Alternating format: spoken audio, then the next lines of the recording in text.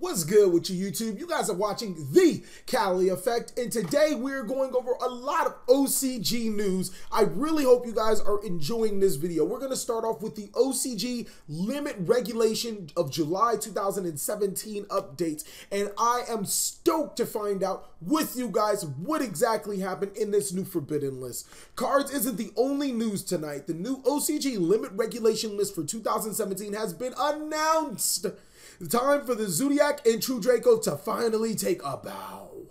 Now, we're going to click on it and we get Broad Bull Forbidden. All right, the proprietor of the OCG and the TCG Zodiac card is finally hit. Now, if you guys have been following up with the OCG, they had Trident to 0, they had Barrage to 0, they had Rat Pirap 1, and Zodiac was still doing damage. So you turn around and you hit Broad Bull because that is the main card of the strategy. Even in the TCG, it is a huge factor inside of that strategy because it allows you to search a Beast Warrior, but most importantly, it is just 2 level 4 monsters. I always figured this was one of the better cards that Kamani has made. Now, limited is Masterpiece, Fairy Tale Snow, and Dragonic Diagram. Now, this, the Masterpiece and the Dragonic Diagram seem to be a hit at True Draco, and I don't think that it would slow it down because Terraforming is still at 3. There's still other draw cards. There's still set rotation, so I can see them still getting a little cheeky with True Draco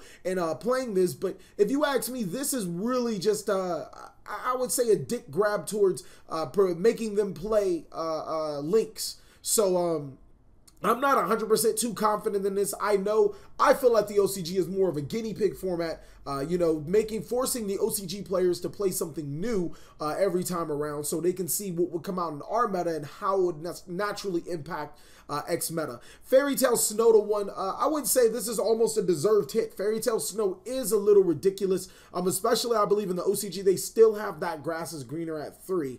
Semi-limited is Performapal Pendulum Sorcerer, so I'm not necessarily seeing why it should be at 3, probably, or at 2. It probably should be at 3 if they ever put it at 1. If they're putting it from 3 to 2, I'm not really feeling that, especially with Zodiac being, you know, they're really dead in this year. I don't really see them coming back. They can't make Tiger Motor Turbo. I just don't see it happening. Witch of the Black Forest to 2. This card can come to 3 with the new errata. It's practically trash. Skarm to 2. That's another good thing that they can have. I feel like Skarm should be at 3 because they hit so many Burning Abyss cards in the OCG. Rescue Cat to 2. With the new errata, the Rescue Cat, the Monsters Effect can't be activated. It's not that bad. Burial from a Different Dimension to 2. This card actually fuels Infernoids, even though Fairy Tale Snow is to 1. There's also a couple of strategies that this help. Card of Demise to 2. Now, this actually directly affects True Draco because Card of Demise was probably one of the better cards that they had. And even if they did have, you know, a Masterpiece and Diagram Limited, they could still have 3 Card of Demise and hope to draw into those cards. So now this is 1, 2, 3, 4, 5 less cards inside of the deck, and that's pretty critical when these 2 cards are your main strategy. Preparation of Rites to 2. Now that is a pretty good card. It helps a lot of ritual decks. Sacrifice to 2. That's going to help Cleefort tremendously. Darkhold to 2. Now the OCG is copying us. They finally get a destruction, a board wipe card. Terraforming to 2. That card got semi-limited. I'm not exactly sure how to feel about it. I think that it's not, you know, it's a halfway limit. If you want to hit Terraforming, put it to 1. It is a very, very, very good card. So if you are going to touch Terraforming, I advise to put it to 1. Union Hanger came from 3 to 2, so I guess they really want to see some ABCs not get played still. With Terraforming to 2 and ABC Hanger to 2, and we already know that, you know, they need AB Union Hanger to play. It really doesn't matter. Wavering Eyes to 2. I am not 100% sure about this either. Wavering Eyes destroys all Pendulum Scales, and then you get to add a Pendulum Scale. If you destroy 2, you get to banish if you destroyed 4. It's a little nasty. I guess since we're moving away from a pendulum format, they really want to just say F pendulums just in case. 2 copy or Dragons Ravine to 2. I feel like this card is a card that should be at 3, but you know, Kamani likes to move cards down 1 limitation at a time. If it was at 3 and going to 2, I really don't see why. It hasn't been making any type of an impact. And then Solemn Strike to 2. This is a well-deserved hit. I really hope that the TCG follows with Solemn Strike to 2. I think that it's not too broken at 3, but you start to see it a little more often, and you're allowed to dominate games because it's at 3. When at 2, you have some sort of a balance. In the equivalence format, we did limit Solemn Strike to 2. Release from regulation. Black Luster Soldier. Sorry, I had to say it like that. But Black Luster Soldier is a really busted card. I mean, you combine this with Honest and you win. But I guess Black Luster Soldier was at 2 in the OCG and it didn't do anything. So it just really doesn't matter. There's also, hopefully we get some type of following of this, because Black Lusters would be like, they would be really good. Like the Black Luster archetype, I'd have to move it away from the Scrub Olympics. Oops, did I say too much? Wizard Eye Magician, or Wisdom Eye Magician to 3. Armageddon Knight to 3. Swirl Slime to 3. Goyo to 3 because it's trash in the OCG especially. Bryonic to 3. Not really a great card. Ignister to 3. This card I'm excited about. I love Ignister. I think he's a really good card. Being able to destroy Pendulum Scales on either side of the field and special summon, my apologies, I forgot their names. Luster Pendulum and all that other stuff. I really hope Luster Pendulum and Draco Face Off get unlimited, because that archetype never got to see any type of play before the rest of the cards came out. And then Brain Control with 3, the new errata makes Brain Control a lot less broken. So that is pretty much it for the OCG regulation. That's just really good. That's really, really good. I like it. I can't even really be mad at the OCG limit regulation list. It's a solid list for the OCG. The next thing we want to talk about is the new 6 Samurai support. Shadow 6 Samurai support. Time for an old theme to rightfully fit the name of Spirit Warriors to get support. It's time for 6 Samurai to get some love with Shadow of 6 Samurais. So you had Legendary 6 Samurais, and now you have Shadow of 6 Samurais. You got a Fire guy, a Water guy, an Earth guy, and a Light Fusion. I feel like Kabunny loves 6 Samurai. So the Fire guy is called, you guys have to bear with me, Kaguru Kobushu. Kaguru Kobushu. Genoba, Shadow 6 Samurai, Jinba. God, that's a lot. It is a fire tuner, level 2, 500 attack, 2000 defense. When this card is normal summon, you can target one of your banished 6 Samurai monsters added to your hand. That actually works really well with Anishi. If exactly one 6 Samurai monster you control will be destroyed by a card effect, you can banish this card from your graveyard instead. That's not that bad of an effect. Kaguru, okay, I'm pretty sure. Okay, oh, all right, so this first part is the Japanese reading. I'm just gonna read the English. Shadow 6 Samurai Hatsumi.